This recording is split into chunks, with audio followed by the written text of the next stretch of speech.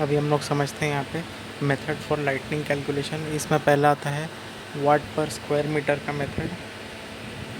ये जो मेथड है ये रफ़ कैलकुलेशन के लिए यूज़ होता है, ठीक है, रफ़ कैलकुलेशन। और ये जो होता है वो हैंडी भी होता है।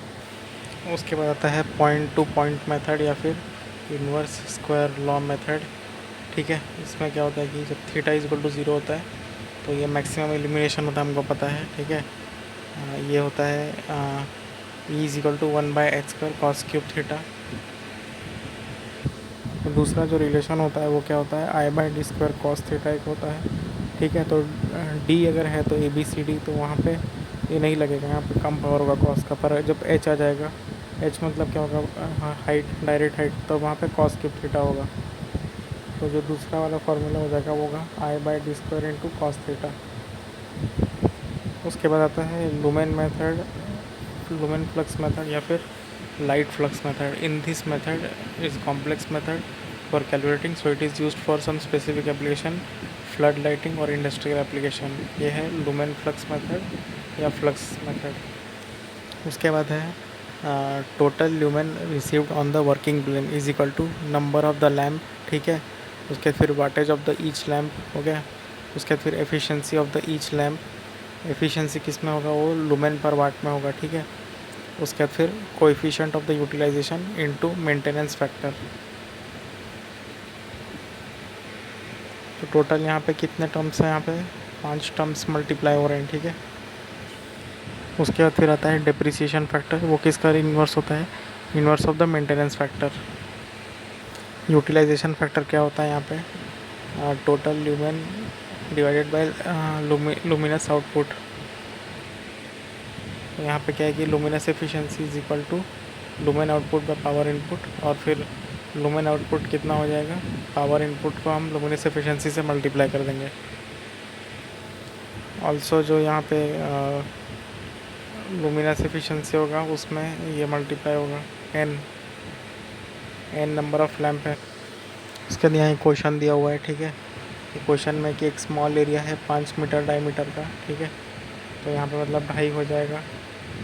उसके बाद फिर illuminated by a lamp suspended at a height of 4.5 metre, 4.5 metre the centre.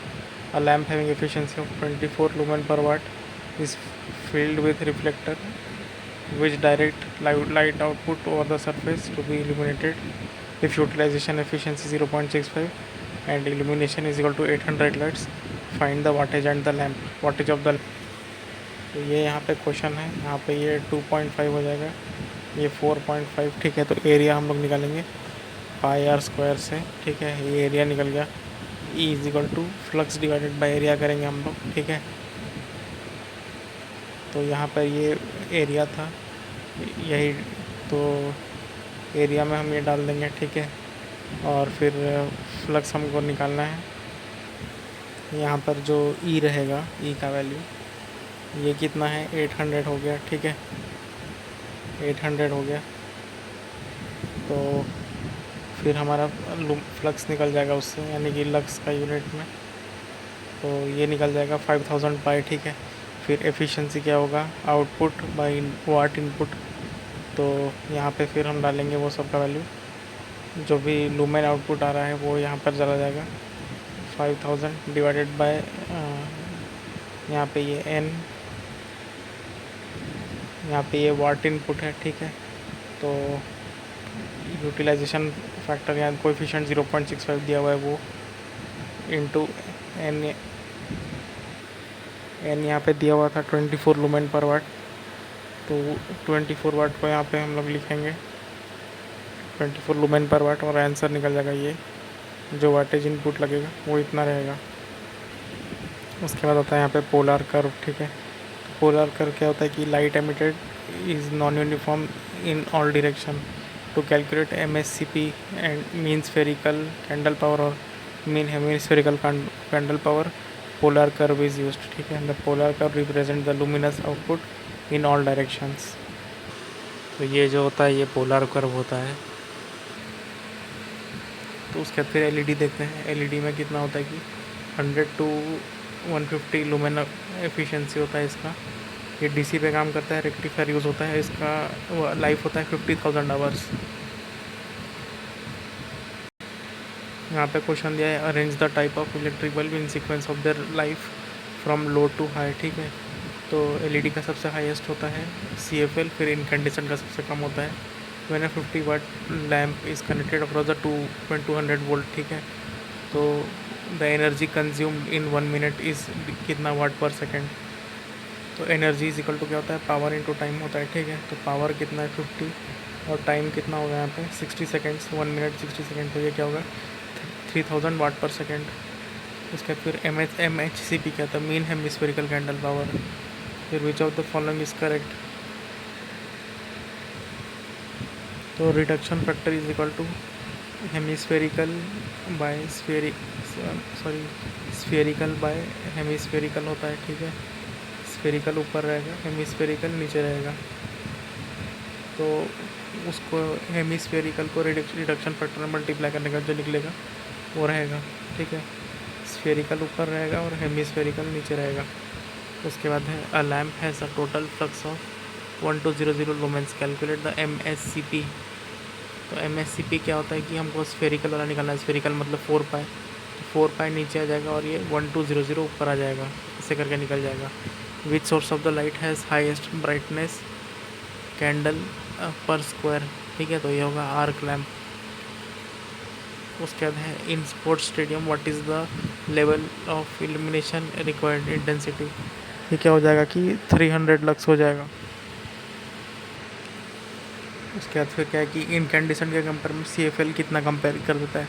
तो इनकैंडेसेंट 100 देता है तो CFL कितना देता है 25 वाट तक देता है, तो 70 to 80% रिडक्शन। यहाँ फिर बोला है कि dash is the illuminance flux received by a surface per unit area. तो ये क्या होता है कि इल्यूमिनेंस या फिर इल्यूमिनेशन होता है, ठीक है। ये किसके ऐसे एरिया पे जो गिर रहा है, फाई डिवाइडेड बाय एरिया। उसके बाद यहाँ पे दिया है कि विच of the following correct formula है फॉर इल्यूमिनेशन। इल्यूमिनेशन वो मतलब जो एरिया पे गिरता है, ठीक है। तो ये जो रहता है इसका फार्मूला होता है फ्लक्स डिवाइडेड बाय दैट, इसको क्या बोलते हैं, एरिया। तो फ्लक्स मतलब कि क्या हो गया कि कैंडल पावर इनटू ओमेगा, क्योंकि कैंडल पावर जो होता है वो क्या होता है flux divided bye solid angle का ये, ठीक है। तो सॉलिड एंगल कट गया और फ्लक्स बचेगा, फ्लक्स बाय एरिया। उसके बाद फिर इल्यूमिनेशन एट एनी पॉइंट निकालना है, ठीक है, कोसाइन ऑफ एंगल यूज़ करके। तो लैम्बर्ट कोसाइन लॉ यूज़ करते हैं। इन्वर्स स्क्वायर लॉ तो मतलब एक डिस्टेंस पे जो ऐसा रहता है उसके लिए यूज़ करते हैं। द पावर और strength of source of light is called as luminous intensity is measured in candela, ठीक है। तो पावर ये मतलब ऐसा रहेगा, एंगल जो बना के आता है सॉलिड एंगल में रहता है, तो वो है फ्लक्स डिवाइडेड बाय ओमेगा। अभी दिया है luminous intensity per unit projected area of the surface at A given direction. तो ये वही लुमिनेंस का दिया हुआ है, इंटेंसिटी पर यूनिट एरिया। उसके बाद from the following figure dash is the most energy efficient bulb. CFL इससे भी ज़्यादा हो सकता था, LED हो सकता था, ठीक है।